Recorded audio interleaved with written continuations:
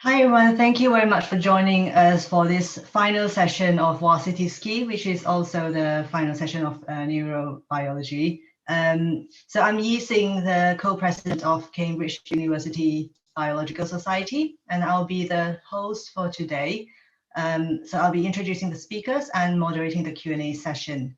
So there's an interesting connection between our two speakers today. They're both from Oxford University. So Elizabeth or Lizzie was, she did her final year project a third year project in Helen's lab, and Helen was supervising her as a PhD student. So without further ado, I will introduce Helen first. So she will be presenting her findings from the first year of a DPhil study that aims to set up a model for SSRI discontinuation syndrome, and where her group foresees the project going in the coming years. Helen, the floor is yours. Perfect, thank you. Can you hear me all right? Yep. Great. Just share this. Great, so hello everyone. As they've said, my name's Helen. I'm just finishing up my first year doing a DPhil in the Department of Pharmacology in Oxford, and I'm focusing on the effects of coming off an antidepressant. So my project is called Investigating the Behavior Effects of SSRI Discontinuation in Mice. So a little bit of background for those of you that haven't done biology for a while. This is a central synapse in the brain. So this is the presynaptic neuron, and what happens when you get to pass signal between the two, an electrical impulse arrives at this presynaptic neuron. It triggers the release of neurotransmitter, in this case, serotonin or 5-HT, I'll call it both things, which is released into the synaptic cleft, binds to these receptors and elicits an excitation in the postsynaptic cell. So this is how kind of neurons communicate. The drug that we look at is called a selective serotonin reuptake inhibitor, and this blocks this reuptake transporter. So what happens is when the presynaptic neuron releases its neurotransmitter, there are receptors in the same neuron that then kind of suck it all back up into the neuron to remove the signal. And what our drug is, at least acutely, it binds to this receptor and it blocks them. So it potentiates the transmission at the synapse. That's what happens when you kind of give it acutely. What happens long term is a little bit more complicated, but overall, this has an antidepressant effect. So these are the drugs we're looking at. However, if you have been on an SSRI or you know someone that has been on one, you'll know that quite commonly people experience a discontinuation syndrome when they come off SSRIs. So this is characterized by symptoms such as anxiety, nausea, dizziness, brain zaps, sensory hypersensitivity, and GI symptoms. It can happen in up to about 50% of patients coming off an SSRI treatment. It typically appears kind of 1 to 7 days after you come off, which is different to relapse, which tends to take a bit longer, more like 2 weeks. And it can last for several weeks, up to even months. The longest reported case, I think, is 72 weeks after coming off an SSRI. So this is very different to what the clinical guidelines currently suggest. In the UK, the NICE guidelines say that this is like a self-limiting syndrome that lasts about 2 weeks. And there have been a number of reports recently, I've highlighted this one at the bottom, that have suggested this just isn't the case. And these symptoms can be really severe and debilitating. I won't read out these quotes, but this comes from a parliamentary report published at the end of 2018 that suggested that actually people coming off SSRIs have much worse symptoms than we previously thought, and it's really having a detrimental impact on their lives. However, although there is lots of kind of clinical knowledge that this happens, there's very few preclinical studies. So this is studies in animals or in cell culture, and we're mainly going to focus on animals as it's a bit easier to kind of study the whole system. So far, I'm basing my project basically on one preclinical paper. And in that, the authors treated rats for 3 weeks with an SSRI called citalopram, and then they took them off the drug, it's fluoxetine or Prozac, you might know, and then measured their anxiety in the 5 days after they came off the drug.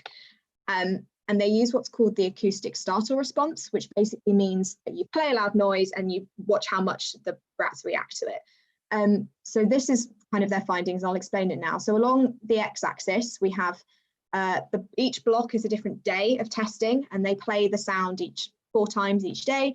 And on the y-axis, we see how much they respond. It's basically how much they startle to it on each of these days. So the black dots here are the continuation groups. That's ones that are still receiving fluoxetine treatment. And the white group is the ones that have been withdrawn from treatment. So what we can see here is that the ones that have come off treatment are startling much more than the continuation group, the ones that are still on drug. And this persists across the 5 days that they've studied. Particularly at this last day, the ones that have come off drug are still significantly startling more. And we take that to mean that they're more anxious, which matches our kind of one of the symptoms that we see commonly in patients. But other than this is all we've got to go on. We don't understand the mechanism. We don't understand why some people get it, and we don't know why some people get it so much worse than others. And part of what we need to do to explore this further is to develop a model of it. So this is where my project comes in. The main aim of this, kind of what I'm going to present today, is the research I've done investigating the behavioural effects of SSRI discontinuation in mice. Mice are a lot easier to work with than rats, and also you can do a lot more kind of genetic manipulation, which right now isn't relevant, but at some point will be really useful. With kind of the overall aim of what I'm presenting today is to establish the best model for SSRI discontinuation. And what I'm also going to do is set up a load of experiments to investigate the neurological basis of SSRI discontinuation syndromes. I won't talk about that much now because I think that's what Lizzie's going to present next. But yeah, so this is kind of where my project came into the background of it. So given that anxiety is a really key symptom of withdrawal in patients, we hypothesized that mice coming off an SSRI, so SSRI discontinuation, would increase anxiety. So this is our experimental design, and it comes in and out multiple times. You'll see, like, we use the same paradigm multiple times, but just varying different things. So in our experiments, we have 3 groups. We have the saline group, so our main control group, and they receive injections of saline throughout treatment.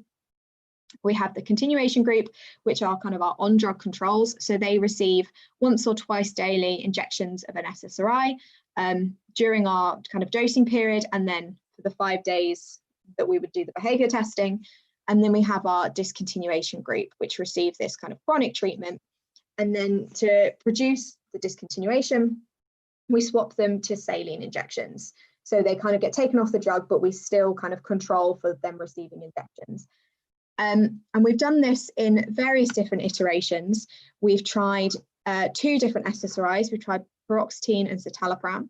So paroxetine is not massively commonly used in people, but it's the most likely to cause discontinuation syndrome. And citalopram, which has a really short half-life in our animals, and this has kind of been hypothesized as one potential cause of the discontinuation syndrome, or why it happens more with other drugs than the other. So we've tried both of those. We've tried changing the frequency of injections, so kind of increasing the dose in that way. So we've done once and twice daily injections, and we tried different treatment durations. So most of the experiments I'll show you today use 12 days worth of injections, and one of them we extended this to 28 days to check that the effects were the same. So during this 5 days discontinuation period, we've done a battery of behavioural tests.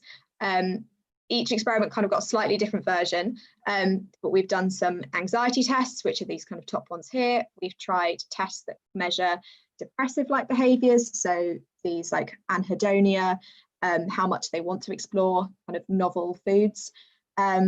We've done some fear conditioning, looking at how their fear response is, and we've also done some kind of general activity monitoring. There's tons and tons of data here, so I won't talk about much of it, but instead I'm going to focus on the elevated plus maze, which is a measure of anxiety, which in all of our experiments we've done about 2 days, so 48 hours after the discontinuation group received their last injection of the SSRI. So that's what I'm going to focus on today. So for those of you that don't spend your days watching mice on mazes, this is the elevated plus maze. It comprises of 2 open arms and 2 closed arms, and it's elevated about 50 centimeters off the floor. And what this test measures is called approach avoidance conflict. So the mouse will like being in these closed arms. It feels safe in the dark and being kind of surrounded. But these open arms are quite scary. They don't know what's going on out here. It could be something good. It could be food over here, so they might want to approach it. Or it could be a threat. It could be a predator, so they might want to avoid it. So it produces this conflict of where do they want to spend their time. We give them 5 minutes to explore this maze. And the key parameters we get out of this are the time they spend in the open arms, how many times they enter the open arms, and how long it takes them to first go into the open arms. So if a mouse is more anxious, as we hypothesize, we expect them to spend less time in the open arms and more time hiding in the closed arms. They will enter the open arms fewer times, and it will take them longer to first enter the open arms.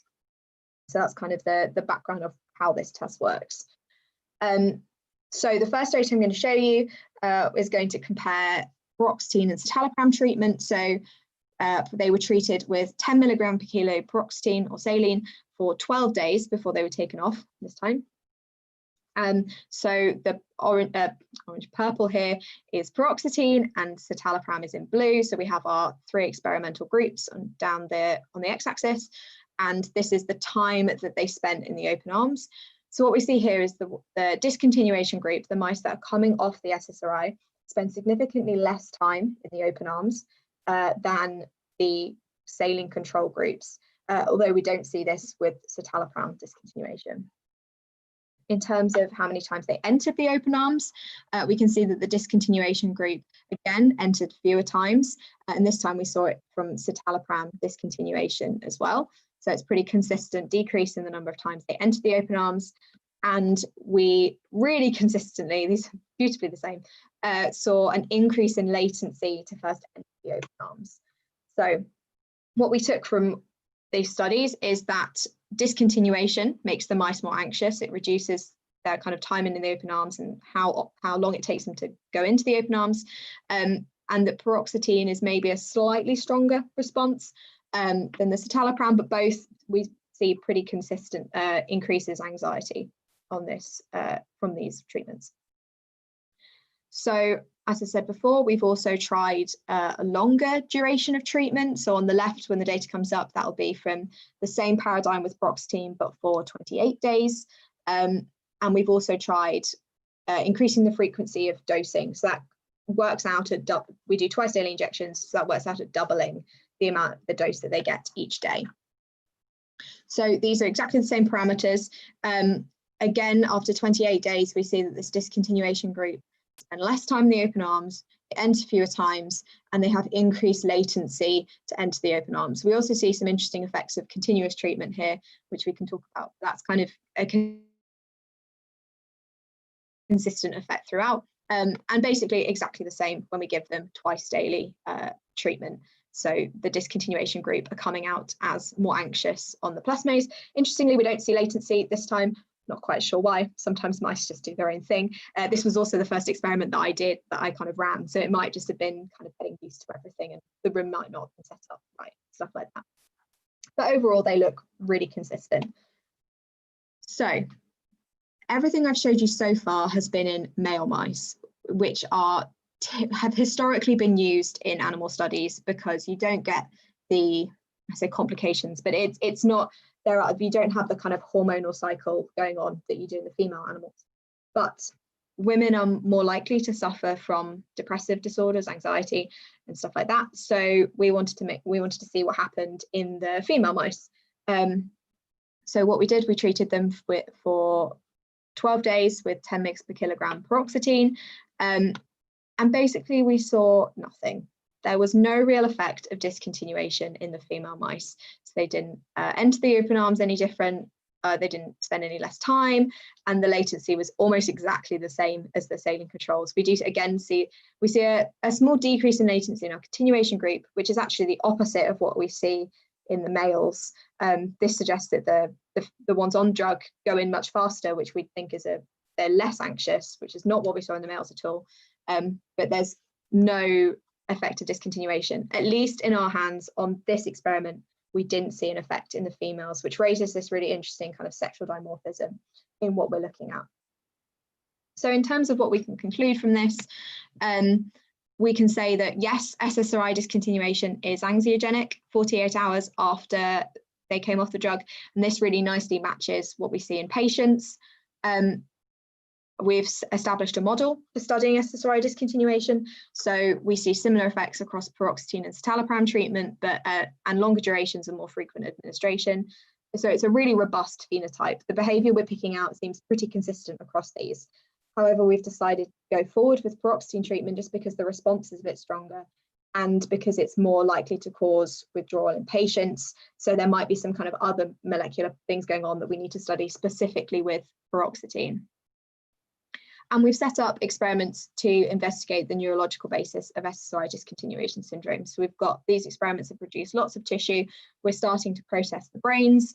And I have plans to go on now, going into my second year, to look at what is happening at the synapse level, what's happening to levels of 5-HT, what's happening to the kind of firing of the neurons that could be contributing towards this behaviour.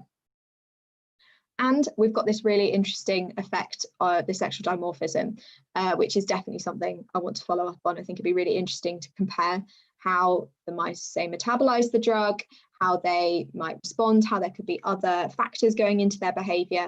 And so that's definitely where I kind of want to take the project next. So that's kind of all my data. I just want to say thank you to my supervisors, Trevor Sharp and David Bannerman. Trevor's in pharmacology and David's in experimental psychology. Raquel Panacho was my amazing postdoc kind of supervisor during my master's project, which taught me how to do all of this stuff. Lizzie is going to come up next, and Dezu is currently a master's student working with us, who helped with some of the behavioural tests. So finally, I'd like to thank my funding. I'm on a Wellcome Trust studentship, so I'd like to thank them for their support, and as well the continuing support of the Department of Pharmacology, my college Lincoln, and the University of Oxford in general. So thank you very much. I'll be happy to take questions. Thank you, Lizzie. Thank you, Helen, for your talk. I'm so sorry. So yes, now I'm taking questions from both Zoom and YouTube. So if you're on Zoom, feel free to ask your questions in person, post them to me, or post them in the chat, or send them to me. So right, there's one question on Zoom. So in general, why are women more prone to having depression and anxiety? And do we also see that in mice? So that's a very big question, and the exact answer is I'm not really sure. There's been some studies to suggest that the way women cope with stress is different to how men cope with stress. From memory, men can tend to react quite acutely, and there's kind of an immediate stress response that kind of goes down, whereas women are much more likely to have chronic stress, and stuff like chronic stress tends to kind of potentiate depression. If you're constantly got stuff going on and stuff going wrong, you're more likely to develop depression. So I think that's one reason. There may well be other social factors. I'm not sure of any that I know of any biological effects other than their kind of like interaction with the environment, but that's not entirely what I study, so I'm not entirely sure. In terms of male and female mice, so in order to kind of create a depressed mouse, you have to do kind of what you do to a human. You have to continually stress them over a long time.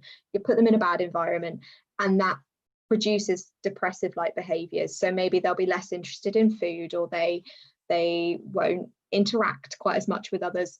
As far as I know, you can induce that in both male and female mice. What is different, however, is there have been some studies that have shown that the point in the estrous cycle, which is very similar to kind of female hormonal cycles, really depends how the female mice behave, and maybe that's contributing to what we're seeing and why we might not see our effects. Thank you. So one question on Zoom. Do you have any hypothesis regarding the sexual dimorphism in mice so far? So I think it could be a number of things. It could be that the female mice have a different metabolism of the drug. So one of the key parts of the whole syndrome is the idea of half-lives, and that the drug will wash out of your system really quickly when you come off it. And if we don't, I don't know what the half-life of paroxetine is in females. There's very few studies testing it in mice anyway, let alone in female mice. So there might be differences in how it gets processed in the body. It could be a kind of enzymatic thing. Maybe the livers process it differently. The alternative hypothesis is that the effects of treatment are the same, and that what you get is the same kind of like physiological response, but what changes how they behave is their kind of the hormonal input into the system. So maybe it's that basically you get all these kind of like the kind of sex hormones interfering with the behavior, and that's why it doesn't quite appear in the same way. Maybe they are more anxious, maybe they are experiencing discontinuation, we're just not measuring it potentially in the right way. So there's a number of reasons. So far we don't have enough data to say what's really going on, but we're starting to look at the brains of these mice and see if they've been processing or the drugs have been having different effects in the males and females. Thank you. So one more question. When using female rats in your research, did you use any methods to synchronize the hormonal cycle or to control the hormonal levels in the female mice? Sorry. So we didn't in this experiment. We went into it not really expecting to see a difference in the response. There's no, as far as I know, there's no kind of data in patients that discontinuation is more prevalent or less prevalent in females. So we just kind of went in we did that very much initially as a pilot study. Let's just try it in both and see what happens. So no, we didn't measure that. There are ways of doing it, and absolutely when I go on to do it, we will measure what point in the estrous cycle they're in.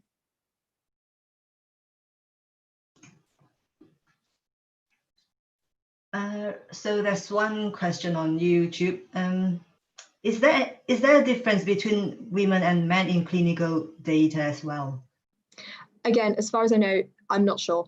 I don't think it's been particularly well studied. A lot of the clinical data is quite flawed in the way they do it. So you often are only recording from people that are experiencing it, one, badly, and two, at all, because like you'll only pick up that someone's had it if they go back and say, I'm having all these bad symptoms, which means you really negate the kind of all the people that come off and are fine. And you tend to get this kind of shift towards the more severe cases that are reported clinically. And again, a lot of the studies are based on surveys and kind of talking to people, and you're more likely to get people that have had it really badly. So as far as I know, men and women don't get it differently, but that's mainly because I don't think it's been studied. Thank you very much once again, Helen, for your talk. So if there are no more questions, I'll now introduce our second speaker, Lizzie, who is a medical student at Oxford, like I mentioned. So she will give an overview of the proposed neurochemical mechanisms behind antidepressant withdrawal and how the research she conducted provides further evidence of the neurochemical changes. So without further ado, I'll pass the stage to Lizzie.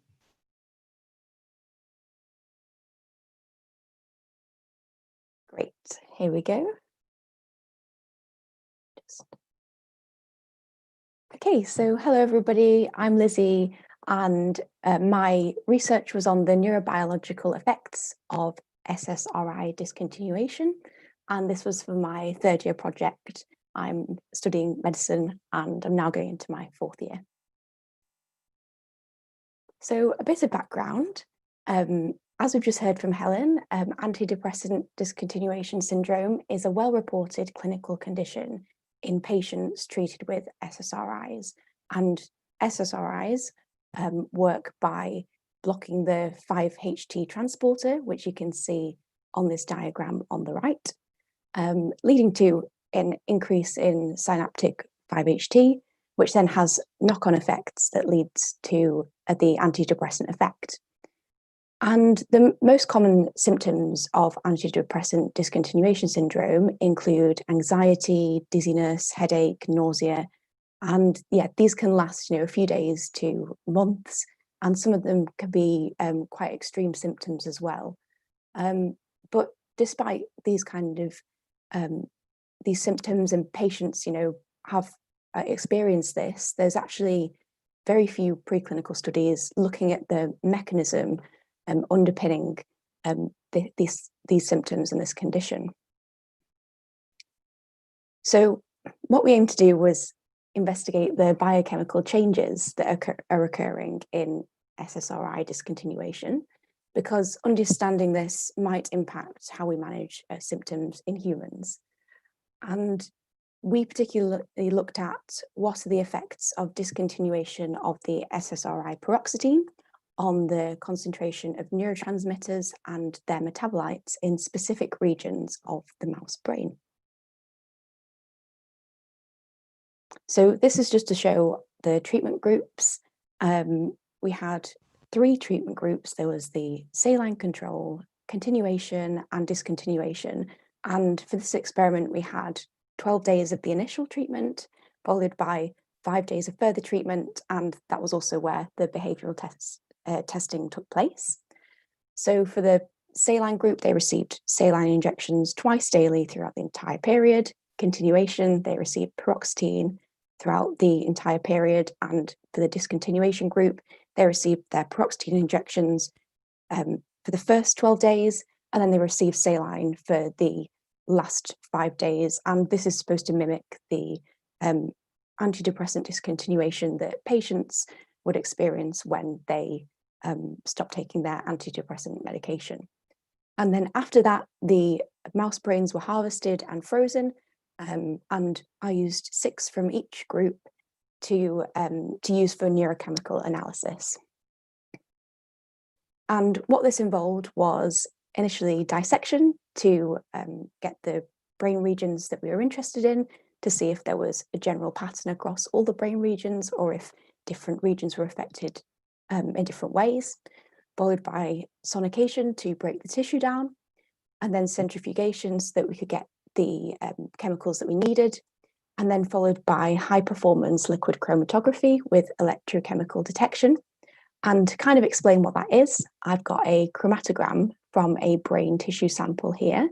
And how that works is that you inject your mixture into the machine, and you get a reading that looks a bit like this.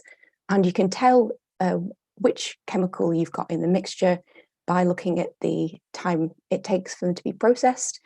So, for example, you can see dopamine comes out very quickly, whereas 5-HIAA comes out much later, so you can tell the difference. And then the height of the peak relates to the concentration. So you can compare this to a standard trace and work out the concentration.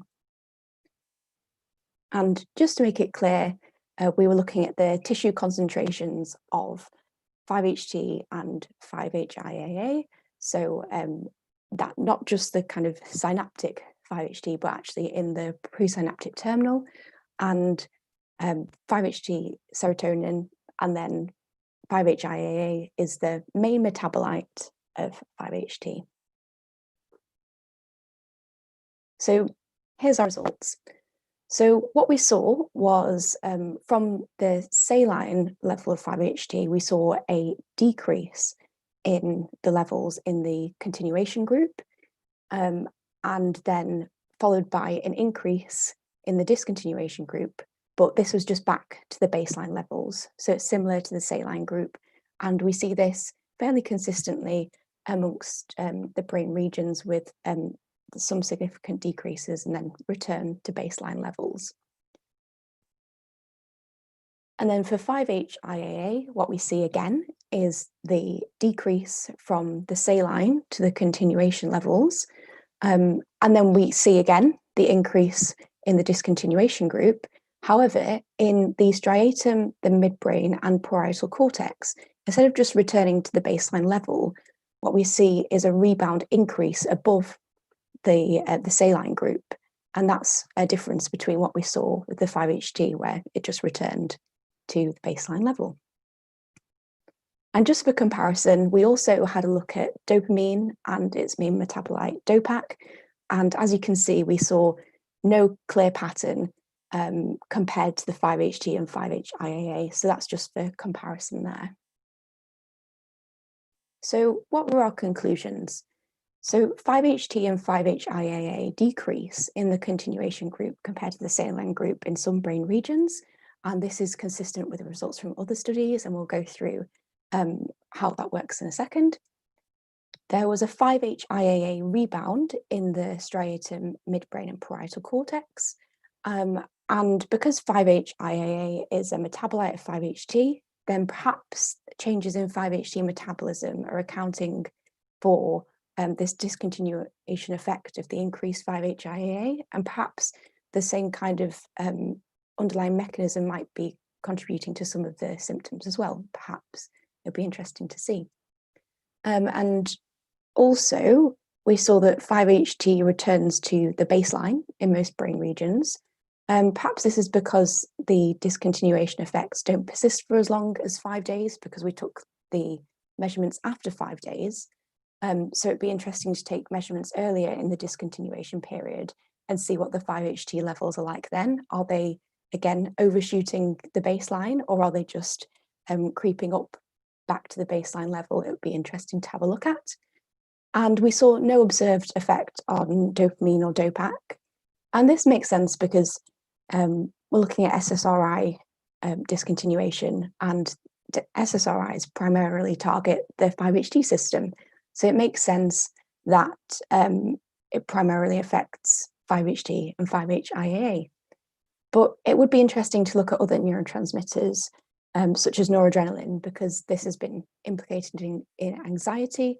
Anxiety is a symptom of SSRI discontinuation, and also that was seen in the behavioural data as well, that those mice were showing more anxiety. And just a bit of a explanation of the mechanism, what we think might be going on. Obviously, the saline group is the baseline level. The continuation group, of course, the SSRI is blocking the 5-HT transporter. So therefore, there's an increase in synaptic 5-HT. But because the 5-HT cannot as easily get back into the presynaptic terminal, then there's a decrease in the intracellular 5-HT. And that's why we saw the decrease in 5-HT in the continuation group. But also, with an increase in synaptic 5-HT, that leads to knock-on effects on 5-HT autoreceptors, which play a feedback role. They inhibit the synthesis and the release of 5-HT, so that's might also be playing a part in the tissue levels of 5-HT and 5-HIAA. And because there's a reduced amount of 5-HT, then also we'd therefore assume that that's why there's a decreased level of 5-HIAA, because it's just the metabolite of it. And then when it gets to discontinuation, this is where we think we really want to know what's going on, and it's still all a bit of a mystery. But what we assume is happening is, you take the antidepressant away, the SSRI is no longer blocking the 5-HT transporter, and so the 5-HT can go back into the presynaptic terminal, and therefore there's going to be an increase in intracellular 5-HT, and that's why we probably saw the return of 5-HT to baseline levels. But also, because the synaptic 5-HT is decreased, because more can now go back into the presynaptic terminal, that is going to have presumably knock-on effects on the 5-HT autoreceptor. They're not going to be activated as strongly. That might lead to they're not inhibiting the synthesis and degradation as much. The synthesis and release as much. And as a result, there's kind of this. There might be an imbalance in the system that is eventually leading to this increase in 5-HIAA. And presumably this imbalance might, as well as having the increase in 5-HIAA above the saline levels, might also be contributing to the symptoms. So that's what we think might be going on, but again, needs for future work to look further into this mechanism. So thank you for listening. Also, a big thanks to Trevor Sharp and Helen Collins, who's just spoken now, for supervising me. Thank you to the Department of Pharmacology for having me for my research project, for Oxford for supporting me in my studies, and also my college, University College Oxford, for supporting me too. And I look forward to any questions.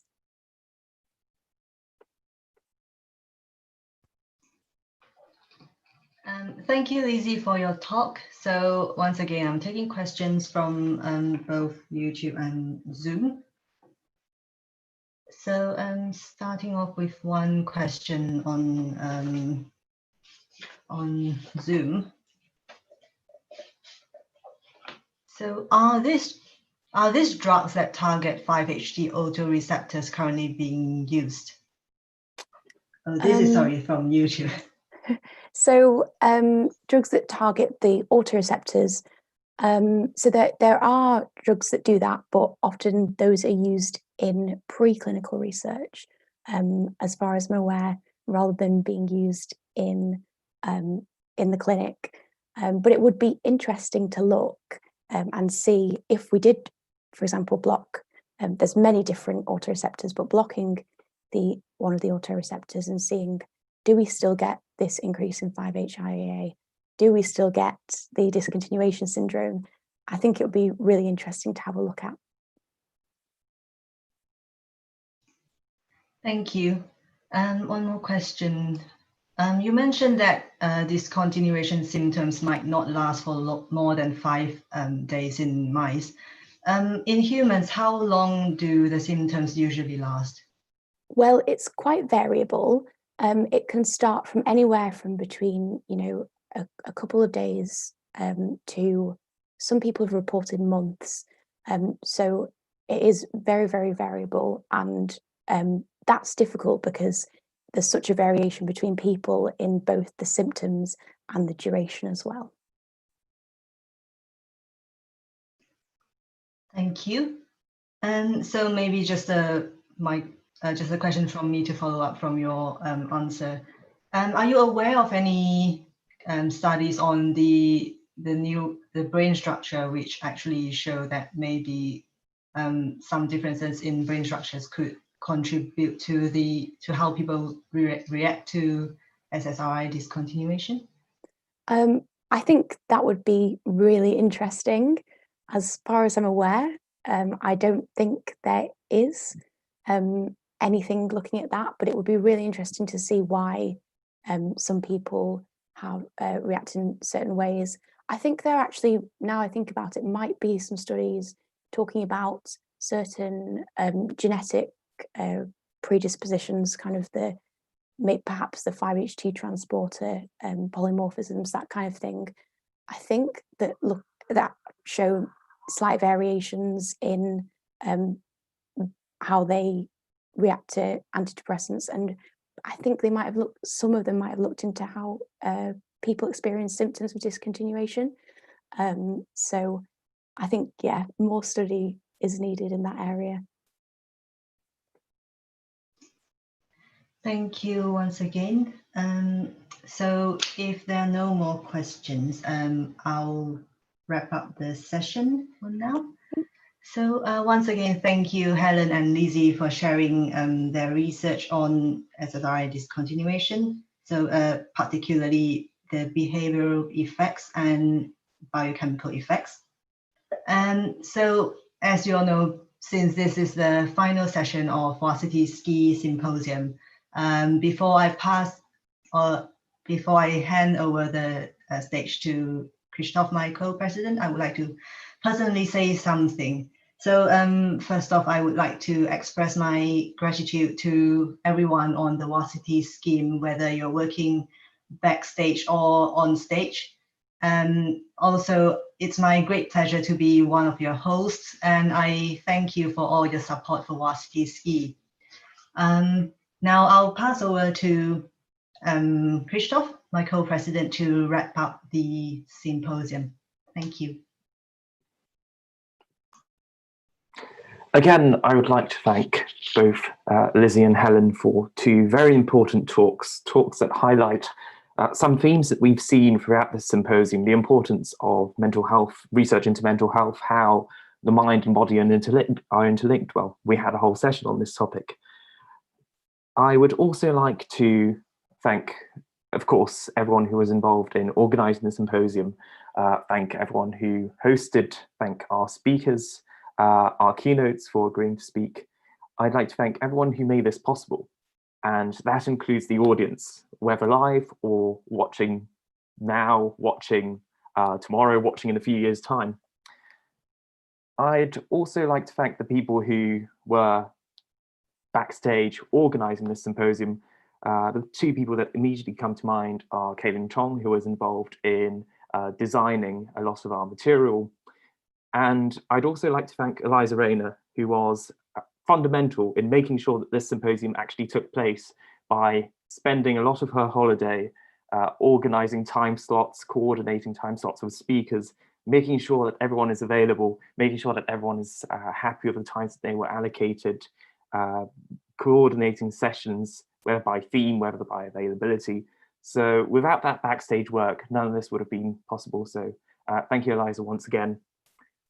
I hope that this symposium will carry on in one form or another for years to come, for two reasons, really: to share the science that is going on at the universities of Oxford and Cambridge, and to bring us closer together, scientists and science enthusiasts, to make sure that science is as open as possible. And that is especially important at times like these, where many of us may have had projects, may have had plans for the year ahead, and may have regrettably lost the opportunity to take part in these, to do science. And exchanging those ideas, exchanging those experiences can perhaps fill that gap that is left and help us to build, well, at the risk of sounding very sentimental and very cliched, help us build a better world together as scientists. So thank you once again for joining us for this symposium.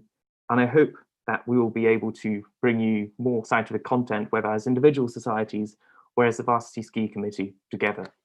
Thank you and good night.